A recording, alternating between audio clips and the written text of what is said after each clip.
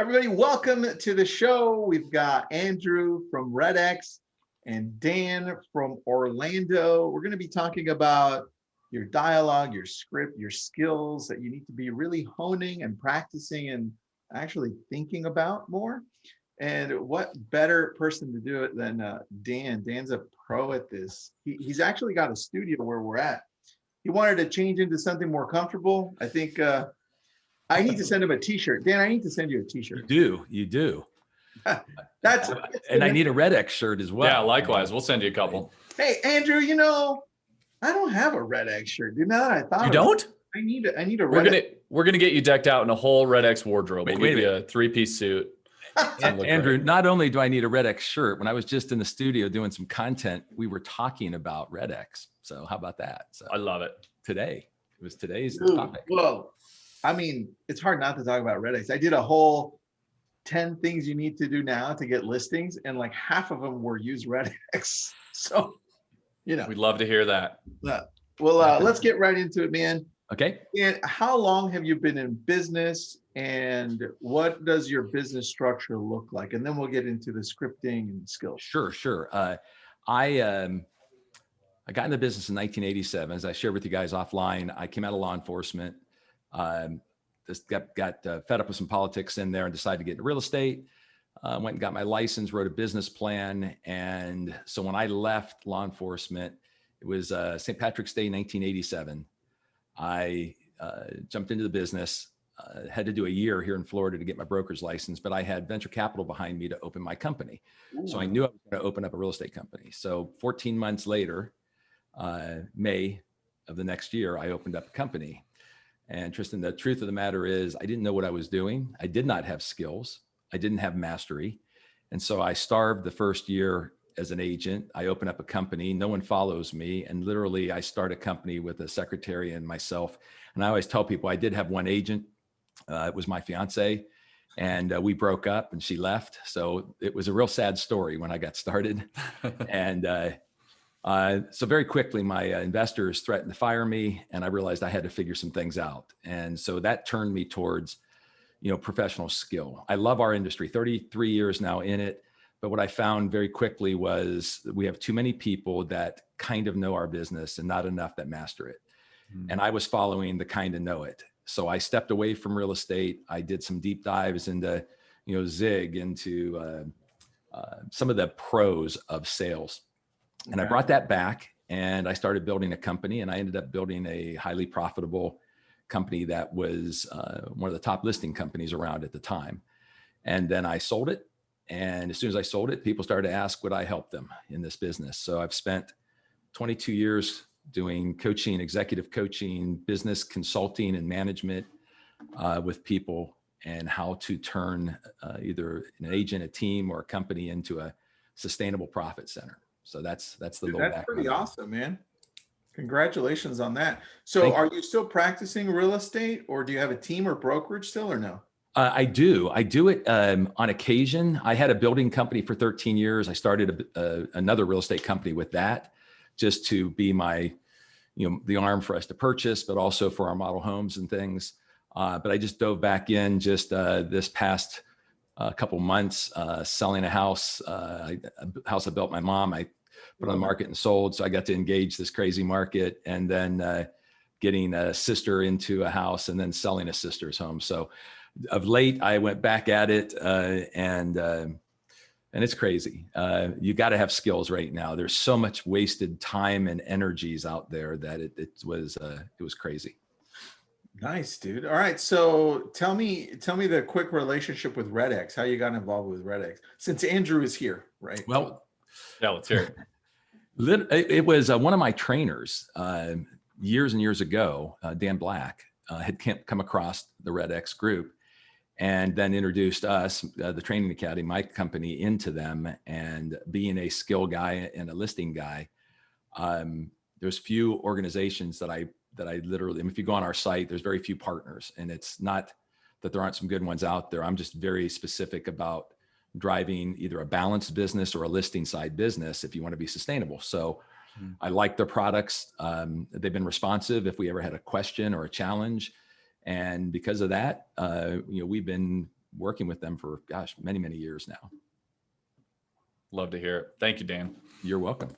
Nice, man. All right. So good training. You went back to study leaders, to study processes, to study systems, to put it all into play.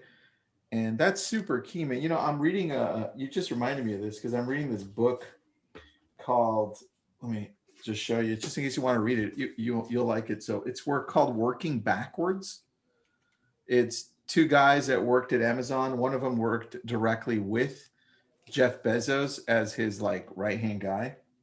And it's going into these just leadership principles, processes, systems. So when you look at real estate this way, what comes to mind? Like what are we missing as agents? Let's start with that. Sure. I have a couple quotes every year I share with all my clients. And my quote for 2021 is to never forget that our habits are stronger than our knowledge. 2020 has been a year that has created urgency in the marketplace. You know, literally multitasking urgency availability has become the task or the skill of the day. The problem with that is that we've lost a lot of our professional processes and the skills behind those. So I'm all about, can we take a step back? And I call it old school with new school twists. You know, the most important thing for a real estate professional today is a professional appointment. You know, Tristan, if you want to do something and I don't take the time to properly vet you, ask you questions, learn about your needs, a really good friend of mine who I speak on main stages with all over the world said one day, remember, treatment before diagnosis is malpractice. I think we have a lot of that going on. You know, whenever I talk to agents in the companies I coach and they give me their challenges, I can usually, you know, take that book that you just talked about. I can usually post-mortem, take them backwards and find if they would have followed the process that they know, but they don't follow, they would have solved the problem before it occurred. So, you know, when it comes to a listing, you know, people aren't differentiating anymore because how quick the market's going. So they're being commoditized and they're losing GCI because they're commoditized. They're using fees instead of winning differences to differentiate. And so there's a process to get the listing. There's a process to take a buyer through to make sure that you have a buyer that can compete in this crazy market. And if we're doing it backwards, if we're getting out there and then learning what we should have done, all that capacity, all that time, you can never get back. It's gone. So getting agents, you know, and we're, like I said, we're a heavy skill company. I'm about to release a brand new 8-week accountable skill program from our side through a learning management system. So it's on demand, bring people back to, hey, what if we did it this way? What if we went back to these principles? You know, how much more money could we make and how much free time could we have? That's interesting, man. You know what it is? I think it's a challenge for most agents because they're so reactionary because they don't come from a business background, right? I had to stumble my way into all this. As did I. I mean, dude, we're like, how do you do this, right? After screwing up a whole bunch of times? Yes. And so I love that you say, hey, look, there's a process to this. And I think once you implement the process, that's when we start fearing the Zillows and the Open Doors and the CoStar. Well, let's talk about that a moment. Okay. That drives me batty. You know, having the mindset of scarcity scares the crap out of us. Having a abundant mindset, knowing that you can get your market share regardless. As I said offline with you, it takes a complement of skills. You can't just have some lead gen or something. If you don't have a full complement of skills, if you don't know how to value proposition as a skill, if you don't know how to vet people properly and do discovery properly, you know, if those things aren't in order, then you're going to fear. You're going to fear every time somebody comes to market. I don't fear them. I never fear them. If anything, they motivate me because I truly know that we're better. The problem is, have I learned how to convey that? Do I have the skills of communication to convey the value proposition to make that person think twice? And that's a challenge for me. And you talk about, you know, people stop doing things out of fear. I always talk about the fear of loss. You know, how many times will someone know they should do something? Perfect example, you know, vetting a buyer right now. I'll have agents tell me, Dan, it's too hot of a market. I can't bring them in. I can't do an initial appointment. There's too much going on. Okay. 2 minutes later in the conversation, my deal fell apart. My buyer didn't know about this, I went, wow. So if you would have done the proper pre-work, you would have educated, you would have prepared, and everything you just are dealing with now, taking you out of the game, would have never occurred. And, I go back to treatment before diagnosis is malpractice. And we do a bunch of it sometimes. That's because we're in a world that requires, like, for most people, like instant gratification. So they want to know what to do before they even know what the process involves, right? You mean the agent or the customers here? I think the agent themselves, right? So let's look at that a second, Tristan, because there's a little what do you want to call it? Something we all do, I guess. Mm-hmm. There's a term I use. We all tend to sell the way we buy. So if you think about that, we will impose our own fears or concerns into our clients, and we'll all tend to sell the way we buy. Well, the problem is with 4 personality types and all the variations of that, the way you do things is probably an irritant to most people you're talking to. Yeah. And so to fall in love with the way you do things and not learning, personality traits and how to communicate properly between them, all these little fears start to come, around. And I'll give you an example. I just was talking, I told you I re-engaged in real estate just recently. Mm-hmm. So I went out and took a look at a house or a condo I was trying to get my sister into, and I previewed it. Well, when's the last time an agent previewed something in a hot market? I went and previewed it. I previewed it because I wanted to make sure it fit my sister and that I could close her on it and that I could make it happen. And there was 2 other agents there with some people. So I engaged them and I got talking to them. Mm-hmm. And all I heard out of the 2 agents was their fears, and how they would do it. Cause I said, I told them, I said, no, I'm previewing this. I said, I'll be bringing my sister by. And they both were like, how can you preview? You don't have time to preview. I'm so busy. I can't. As soon as I heard I was so busy, I asked this simple question. I went, wow. So you're probably carrying bags of money to the bank right now. Both of them said, oh God, no, we're struggling. Ooh. And I said, how can you be busy and be struggling? And so I ended up standing there for an hour and coaching them because I felt so bad. I was like, this is those fears. This is, again, not having mastery of the business, the processes in place, the complement of skills. It's kind of like if you went to play golf and you only had 2 of the 20 skills necessary to play golf, it'd be a miserable round of golf. If you tried to go hit a tennis ball and you had no skill to hit a tennis ball, you'd stop playing very quickly. Well, I say the same thing with agents. If the job's getting hard and frustrating, you probably don't have a complement of skills. Therefore, you're not enjoying it. That's true, man. That's true. You bring up something there, and that's confirmation bias. I love where your brain is at, because that's the way we see the world, right? We see the world in the way that we function, and we're just confirming our biases by saying, oh, you know what? That's just how everybody functions, because look at this, look at that, look at that. No. So I love that you brought that up. You also brought up an abundant mindset. And then one of the books that's great on this is Simon Sinek's book on the infinite game. Yep. Where he says, look, competition is out there, right? He calls them rivals. And it is exactly what you said. It's time to use that, your rivals, to differentiate what you do, yes. Right? Don't look at it in fear. So I love that, man. That's so good. And so often, I mean, Andrew, you probably see the same thing when you guys have thousands of people using RedX, where they come in and say, well, how can I compete with this agent who's already got this area down, right? There's just not enough, right? Right. Are all these numbers going up to all the agents here, right? Mm-hmm. They find excuses. They look for excuses. They plant them. They use that confirmation bias to operate on their excuses rather than just trying. Forming the habit. Back to what Dan said, habits are stronger than knowledge. They've got all this knowledge, but they're not making the habits to make it work. Right. And the thing is, to that point, Andrew, that they don't even, habits happen unconsciously. They don't even realize it. Right. And, whenever I catch somebody, I like to role play with people. And when I catch them in a role play and they do something completely counter to what they just talked about, I'll just stop and go, why did you do that? Mm-hmm. And they're like, what do you mean? I go, you just said this and did that. Why?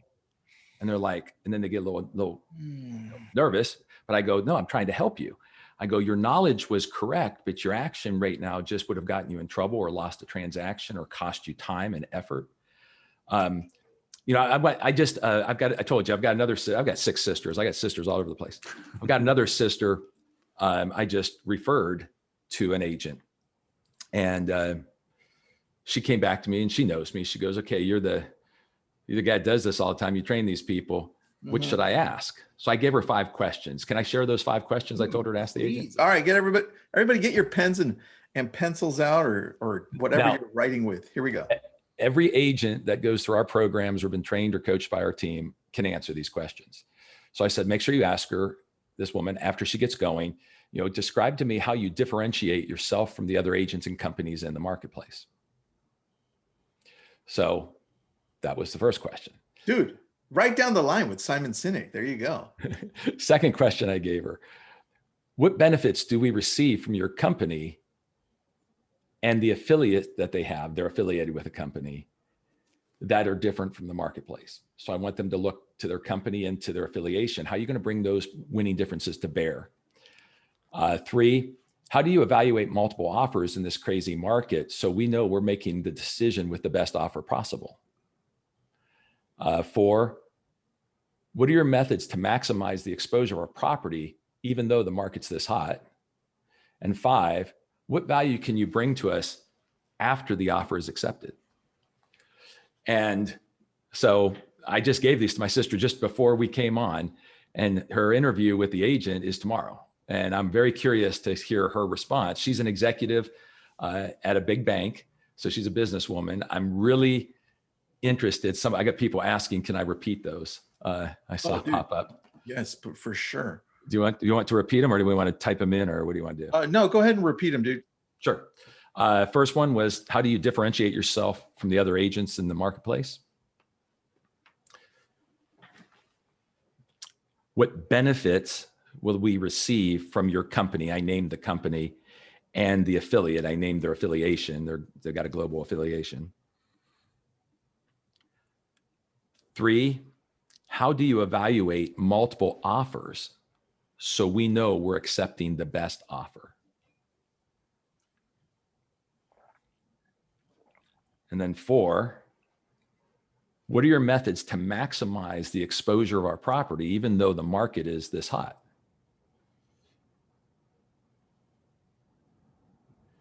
And then the 5th one, what value do you bring to us after the offer is signed? And, again, these are the things that are part of the core values of the training academy and all the programs. The program, they might hear it out there. The program that I teach is called Real Estate SWAT School. That's our heavy duty space learning, intensive program. It's because I was on our SWAT team when I was in law enforcement. I like the disciplines of SWAT. So we brought that into a program, and every SWAT agent can answer those questions, can stand up toe to toe with anybody and be able to differentiate, while leveraging like RedX to be their digital assistant to make sure they're always proactive and doing those right things. I like that. Well, look, when you start asking questions like that, your business starts changing. Those are pretty powerful questions right there, man. And if every agent listening right now can answer those questions without fear, it's going back to the competition stuff, without fear, to be able to differentiate, to be able to bring value to value proposition, that puts them in, top 1%. It's hard to say no to you if the playing field is level when I'm in front of a seller and I can handle something like these questions. I'm not going to lose. I'm going to beat the competition each and every time. Dude, that makes a lot of sense. So you've got a set of questions that helps us differentiate ourselves and anticipate any possible question that may stump us, because I think you hit on the most important ones right now, right? Yep. What would you say is your focus on the dialogue? Do you have like a preset scripts just to guide us? How do you feel on that? I do have scripts. And here's, again, with all the years of doing this and training and building content, I can't tell you how many times I've heard, agents tell me I don't do scripts. And I always laugh. One of my trainers that I had for years used to do the comparison to an actor. They would ask the open group of agents if they're in front of them, name an actor, an actress. They'd name some real famous actor. Are they successful? Yeah. Do they make a lot of money? Yeah. What do they do for a living? Well, they act. I said, no, they repeat scripts. And they go, what do you call someone that's bad at scripts in Hollywood? And he would say, you call them a waiter or a waitress. I didn't think of that. That's funny. So you talk about scripts, Tristan. Scripts are critical, but we have to own them. We have to get back to the time, the drilling, the time, the rehearsal.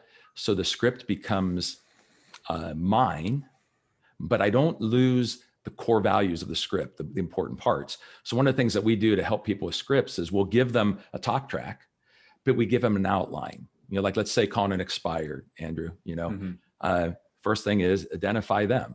I mean, literally, this is the script we give them.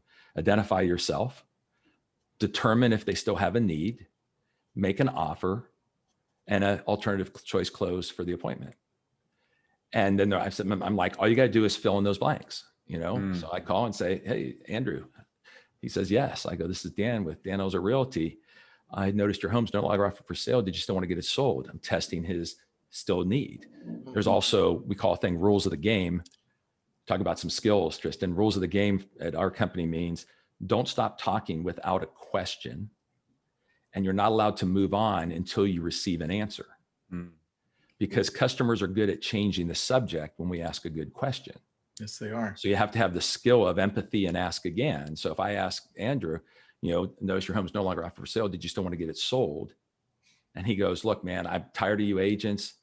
Well, the question was yes or no, and he didn't give me an answer. So I have to come back and go, I can appreciate your frustration, but the question was, did you still want to get the house sold? Well, yeah, but I don't care what he says after yeah, because now I've identified that he still has a need. So then I got to move on. Next thing's my offer, whatever offer you have that's, differentiating you in the marketplace to get in front of them.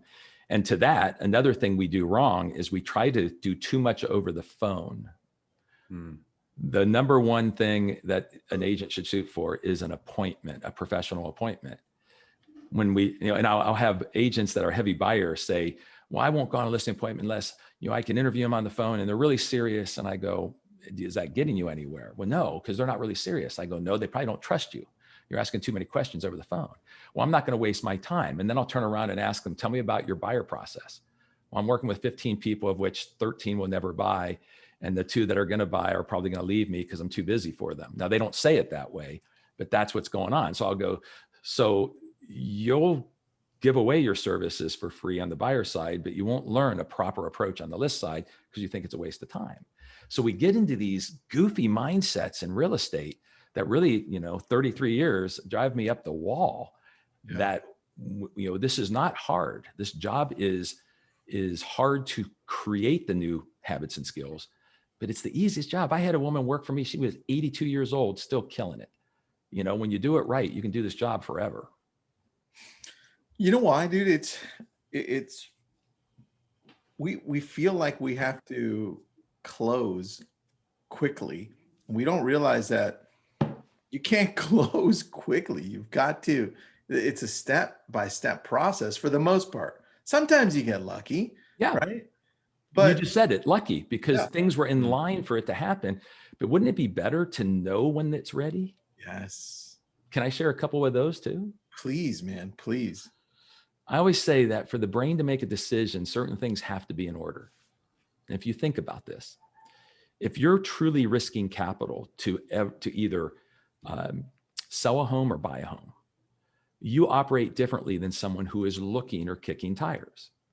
So immediately, we have to be able to differentiate. Someone who's not risking capital doesn't follow the norms of good skill sets. People that are risking capital have fears, concerns, and things of that need to be sorted out. So for you to make a decision, Tristan, if I'm working with you, I have to make sure I give you the ability to, 1, ask me tough questions. Now, agents either consciously or subconsciously try to stifle people that say negative things because we want people to be happy. I encourage you to ask a tough question. Second thing is I have to allow you to vent frustrations, whether they were past experiences, something you heard from a friend. that's lingering in your mind. I got to let you bring that out. I always talk about, I throw fuel on that fire. I really want to blow it up and have you share a whole bunch about what you're concerned with or afraid of because the market. So I can then simply ask this question: how can we make sure that never happens to you, Tristan? Third one is, I have to be able to allow you to share your opinion. Everybody goes online and does their research. Yep. As real estate professionals know, we hear them say, well, I was on Zillow the other day, and we're like, oh God, here we go. Well, if I don't allow you to share that, I'll be in trouble. And then I have to have the skill of objection handling, because I've got to be ready for you to object to the solution I provide. If those four things are dealt with, and the importance of that is, if I don't deal with them, where do we keep that information during the sales process? If I don't let you ask a tough question, where do you store it? In your head. When I finally ask you, may I have your listing? You look up there and there's a problem that you weren't allowed to share. So what do you think customers say to us at that point? You know what? Think about it. Let me think about it. Problem is, I don't know what that's hiding now. But if I enter every relationship with a desire for those four things to come out and to be discussed, when I ask you to do business with me, you look up in your mind and it's all gone. And you're like, yeah, let's do this. But if I leave anything, you're going to either hesitate or give me think about it, and I won't know what the problem is. And by the way, when you're thinking about it, if you've been in the business long enough, you know, if I get think about it, that means a slow goodbye. You know, that doesn't mean you're going to call me back usually. So that's very true, man. All right. So when it comes down to the market we're in, because geez, Florida is probably like the worst of all of them in regards to like multiple offers, properties pretty going on crazy. the market, Pretty crazy. sold.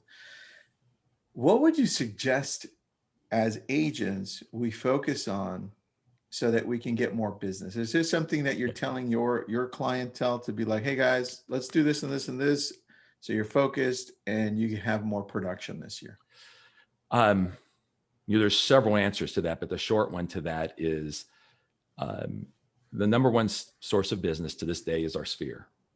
I keep hearing there's no inventory. Matter of fact, I had a company, one of my companies, send me stats going, look, you keep saying there's inventory, Dan.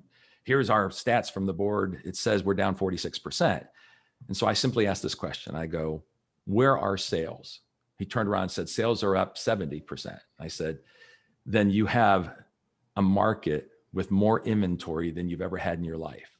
And he's like, no, it's down 46%. I said, it's impossible. We're a one-to-one business. I can't have a sale without a listing and a buyer. The problem is it's not staying on the shelf. So what they're measuring is the turnover rate or the absorption rate. That's down 46% because it's not on the shelf. But you know what? There's more listings have hit the market in the last 12 months than ever in our entire history. The problem is, if you buy into the myth that there's no inventory, you wake up every day and you work with 80% of the agents on the buyer side to do half the sides. 20% of the people wake up, use RedX, do their proactive work and go get listings. And 80% of the agents come try to sell them. Well, it's the same number on both sides. If there's 1,000 units in a marketplace, there's 2,000 sides. I got 80% of the people doing 1,000 sites and 20% of the people doing 1,000 sites. So how do I make sure that happens? It's the discipline to wake up every morning and work your sphere. Give it an hour. Give it an hour and a half. I call it shadow inventory. There is inventory out there. There's still people afraid of COVID, uncertain of what is the protocols. You know, should I let people in my house? And the only person that's going to solve that problem is a professional agent that meets someone, learns their needs, and can solve that problem. But if we're waiting to order take inventory for someone to call us and say, I'm ready to sell, you're going to be in that 80%, you know, not getting business. So literally my clients, I've been saying, give me an hour a day, 5 days a week to do something proactively with your sphere, and do it for 3 months in a row. And I'll bet you money you have inventory at the end of that 3 months that you would have never had you not done that. So let's dive deeper on that, because I agree with you. What would a week look like? Like, let's just break it down into a day, into that hour that you said. All right, I'm going to call my sphere. This is what it looks like. This is the message. Am I calling, texting, emailing? What are the details? Sure. I think the greatest, I call it COVID canvassing. I think the greatest call that you can make in today's world to show empathy and concern for people is to call every single person you've ever done business with, family, friend, acquaintance, past customer, and start it like this. I call you, let's role play. Okay, Tristan, ring, ring. Hello. Hey, Tristan, Dan with Dan Elzer Realty. How you been, man? Hey, Dan. It's been a while. How are you? Thank you, man. It has been a while. Sorry it's been so long. What I'm doing today is really just doing an outreach to my past customers just to check on them and ask a simple question. How has COVID affected you and your family over the last year? Oh, that's a great question. It's definitely changed our perspective about a lot of things, but Now we can have some good intimate conversation right there. Yeah. I've made you the hero of the conversation. I'm going to be empathetic in your eyes that I cared enough. I didn't call and say, hey, do you have any business for me? I called to say, hey, I'm just checking on all my clients, making sure they're okay. Mhm. And you tell me, Tristan, what is the percent chance that if you're in my sphere and I talked about you first, about how COVID affected you and your family, what is the percent chance you'll ask me how my business is doing? Oh, dude, it's natural. That's the natural progression because now that you care about me, well, I want to do the polite thing and ask how you're doing and your business is doing. So go ahead and ask me and I'll show you and pay attention out there, folks. So ask me, how's my business doing? Dan, well, dude, we're doing great. Thanks for the call. How are you guys doing with business? Tristan, we've been blessed, man, with the stimulus money and all. It's driven the interest rates to the lowest levels ever.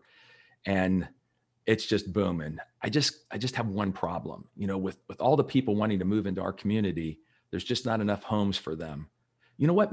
Maybe you can give me a hand there. Who do you know right now in your sphere that might be thinking of selling?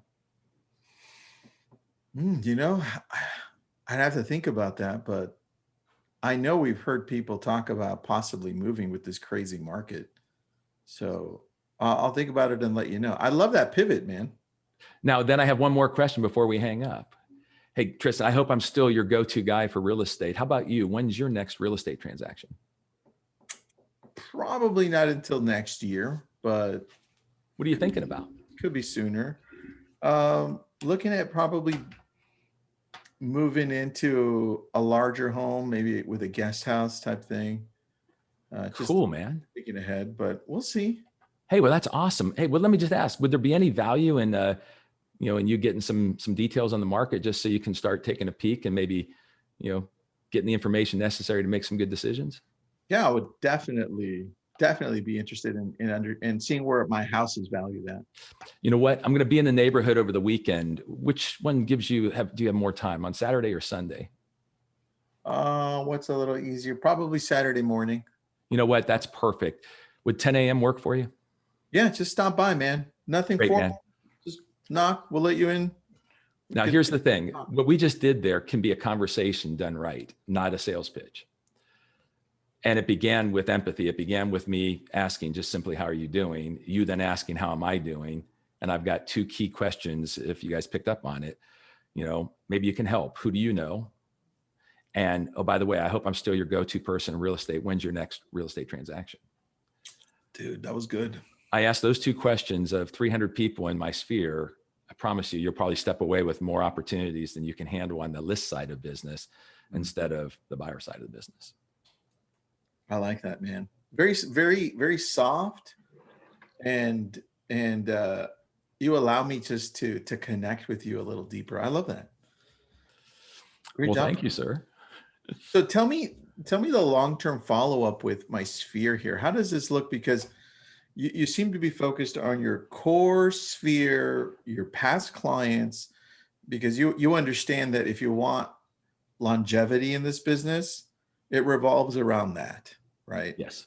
And yes. How do you make sure that the nurtures happen? Because that's where a lot of agents, me included, when I first started for like the first 10 years. Most of us did. Exactly. Stuck at it, dude. So exactly. help us. Well, it goes back to disciplines. Another, key thing we have at the training academy, we would call it self-management instead of time management or activity management. Self-management has a lot other components to it than just time management and activity management.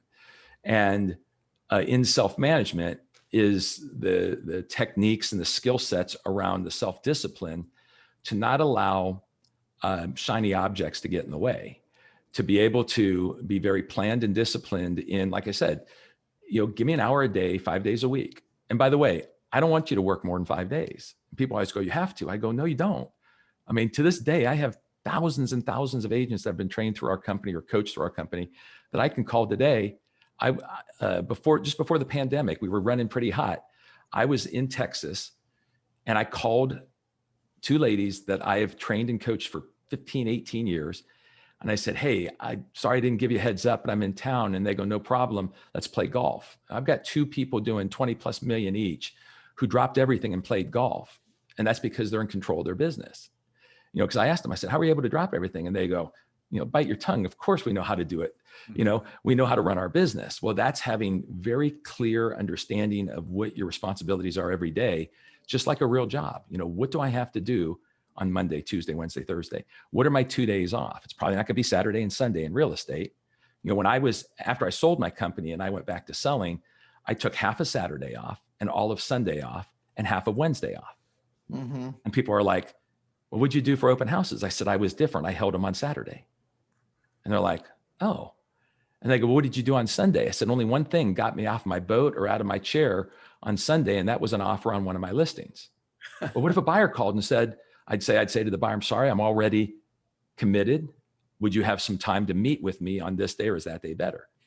The more that I played, and here's another, again, training academy SWAT thing. I'm the doctor, you're the patient. Never forget that. When we give away the doctor position, we now have we've got a novice telling the pro how to do business. I know how to do the business. I know how to create an exceptional experience. I know how to make sure things go smoothly and get to the finish line. I can't rely on you who've done it once or twice in your life to tell me how to run my business and hopefully be successful at it. And then again, fear of loss comes in. People tell me, Dan, you can't do that. They'll go somewhere else. And I always go, the people that go somewhere else in my world are the people I didn't want anyway. But the people that want a pro line up. I mean, Tristan, I haven't worked my sphere in years because I'm a consultant. I get calls all the time still to this day. And I stopped actively working my sphere a decade ago. They're not calling me because I was mean, rotten, terrible person. They're calling me because they knew I'm a pro and I can get the job done. But that takes a lot of confidence in an agent to have those skills mastered, having those winning differences in place to be able to do that. Dude, I love that. I love that. Andrew, anything you want to add from working with thousands of people through RedX? Because I agree with what Dan is saying, because you guys have a lot of people that call in and use RedX, not only for their past clients in Sphere, because we can upload the list, but also for expireds and for sell by owners, geo prospecting, for rent by owners, for dude, the list goes on, but you get it. Right. What other tactics have you seen work at a high level? Well, I think, and we've been doing some supplemental training with some brokerages and things. And the most common thing we hear from agents is that, I subscribed to RedX and it didn't work. And then we ask, okay, well, how long did you stick with it? How long did you give that habit to form and solidify? You guys are here saying, well, it took me 10 years to really get the ball rolling and really get things going. And they're like, oh, I did it for a month. Maybe a month. Usually it's like 2 weeks and I just didn't get any listings. And so I gave up. And that's where you really have to give it the time and you really have to give it the effort and form that habit, because if you don't, then you're going to end up like, whatever the tremendous amount of real estate agents are that quit within their first year because they just can't commit. That's very true, man. Very true. All right, Dan, what else are you seeing is working besides calling your sphere consistently with that message, right? Okay. And your past clients, of course. Anything else that stands out? Because this is an extremely competitive market and listings are obviously the way to go right now. Well, two things. Honing your skills at differentiating at the table, first of all, because you don't want to be commoditized. You don't want to lose the opportunity. You want to be first in also. So those are important. But it's, going back to old school things that are important to keep business going. So let's say we take a listing. In the old days, every time I took a listing, I put 200 out, 200 just listed out. If it went under sold, 200 just sold, went out. I'd walk 25 of them every time, 25. Hey, just want to let you know, Andrew's house is going up for sale. If you got a friend who wants to live in the neighborhood, let me know. When I sold it, I got permission from the buyer agents people. Is it okay if I introduce you to the marketplace? And I'd walk around and say, hey, Tammy and Tom are here with their twin daughters. Please welcome them to the community. I just want to let you know the home is sold. Those things always brought me additional business along with the 175 that I'd mail and the 25 I'd hand out. Proper way to hold an open house. There's the right way and the wrong way to do an open house. If I do that every time I have one, I'll get business. The other thing is getting canvassing. If you're in a market where you're not allowed to go outside still and canvass, you can canvass in other ways. I can canvass with, if you send postcards, you know what? People hate them. I say this. If you're using social media in a passive way only, you're missing out. Social media has a uniqueness to it where people will talk about things that they won't say out loud in front of a friend, but they'll say them on social media. So if I treat my social media as intel gathering, I know why. The National Association of Realtors tells us why people sell their house. Top 5 reasons: job move closer to family, house too small, closer to my job site. There's always 5 every year. There's 5 top reasons people are listing their homes. Well, I can wake up in the morning. Part of my prospecting is go hit 10 personal pages of people on my social media and read what they've done. Don't wait to see it in my newsfeed. Go direct to their site. And who knows? I had a SWAT agent, report to us. She was doing this, and one of her friends had posted, "Yay, empty nester." And she didn't see it in the news feed. She saw it because she went to her homepage. Well, she said 3 or 4 agents tried to list her over the social media going, "If I can be of help, let me know." My SWAT agent called her up, took her to breakfast, talked about her post, and got the listing. We have to do the right things, which is human resource. It's us. And I think we've gotten so digital and so concerned with how can I do this for free and easy, that there's a huge market for continued business if we will just use these things to identify opportunity and then use our skills to get next to people and talk to them. Dan, to your earlier point of how are you differentiating yourself, that's perfect. If everyone's staying digital, get there in person, have that conversation in person. Exactly. And we're so much better in person, but I go back, guys, to that complement of skills. Do I know how to ask the right questions? Do I know how to do a value proposition over a feature dump on somebody? Can I create in their mind a retention of my value that they can share with others and create a raving fan? Or am I just one transaction at a time? So many people, I've got this thing, the cycle of life, where I have business development as a circle, servicing the business, and then contract to close. And I show people how when you don't have the complement of skills, you start it up, you get to the servicing, you get your offer, you get it closed, you come out the other side, you feel like you're out of business because nothing's going on. There is a manner and a method to running a small business as a real estate professional. And I embrace these times, guys. I think that there is more opportunity in these hot markets about to transition. I truly believe, the free money ain't going to go forever. The rates are going to creep up. There's going to be a little rotation in the marketplace. And when that happens, the people that are not skilled will get scared. I always believed in the 30 plus years, every time there was a rotation in the market, I ended up doing more business in the rotation when everyone was scared than when everyone was thinking this is easy. So I just think the opportunity is huge right now. That's important that you said that. So I have a comment and then I have a question for you. First is most of the money and wealth is created in transition, Yes.